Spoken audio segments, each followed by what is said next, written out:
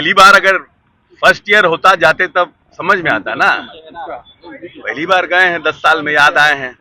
जैसे जैसे चुनाव नजदीक आ रहा है तो लोग महापुरुषों को याद तो करते ही हैं कि भाई परिस्थितियों को देख करके आप आगे बढ़िए, योजनाओं का निर्माण कीजिए, जिसका डिमांड बहुत लंबे समय से पेरियार जैसे लोग करते रहे, उनके पहले भी बहुत से लोग करते रहे। तो इसलिए परिस्थितियां जो नेता ने काम किया है, ये तो पीढ़ी दर पीढ़ी आने वाले समय में लिए एक मील का पत्थर साबित हो गया है। बीजेपी अपने तरीके से लोगों में अपना परसेप्शन बनाने की कोशिश कर रही है, एक परसेप्शन बनाने की कोशिश कर रही है। किसी जात की राजनीति से ज्यादा जरूरी है काम की राजनीति। नमस्कार, मैं स्वीटी और आप देख रहे हैं द एसटी न्यूज। देश के प्रधानमंत्री नरेंद्र मोदी कल झारखंड दौरे पर पहुंचे। इसको लेकर बिहार सरकार के मंत्री अशोक चौधरी ने उन पर जमकर निशाना साधा। कहा कि बिरसा मुंडा के 10 साल हो गए, उसके बाद प्रधानमंत्री नरेंद्र मोदी को 10 साल के बाद नींद खुला और वो आज पहुंचे हैं। ऐसे में उन्होंने कहा कि चुनाव का समय आ रहा है तो लोग महात्मा पुरुष को तो याद करेंगे ही। क्या कुछ कह रहे हैं अशोक चौधरी, उनकी बातों को आप सुनिए। ये बात तो है ना कि प्रधानमंत्री जी को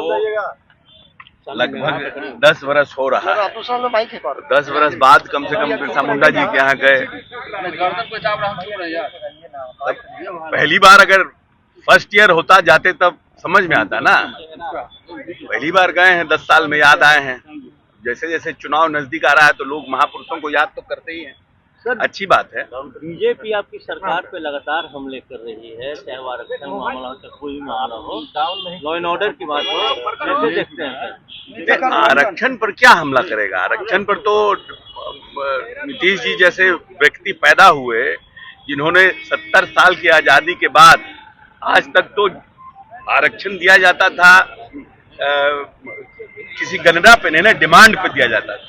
इस बार तो माननीय नेता ने जातीय गणना करने के बाद जो आर्थिक शैक्षणिक स्थिति थी, जो परिस्थिति थी, उसके हिसाब से आरक्षण देने का काम किया। तो एक नया ट्रेंड हिंदुस्तान में शुरू हुआ है ना कि भाई परिस्थितियों को देख करके आप आगे बढ़िए, योजनाओं का निर्माण कीजिए, जिसका डिमांड बहुत लंबे समय से पेरियार जैसे लोग करते रहे, उनके पहले भी बहुत से लोग करते रहे।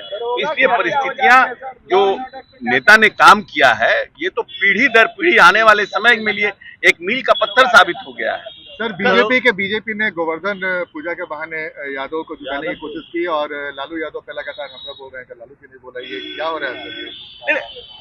बीजेपी अपने तरीके से लोगों में अपना परसेप्शन बनाने की कोशिश कर रही है, एक परसेप्शन बनाने की कोशिश कर रही है। किसी जात की राजनीति से ज्यादा जरूरी है काम की राजनीति।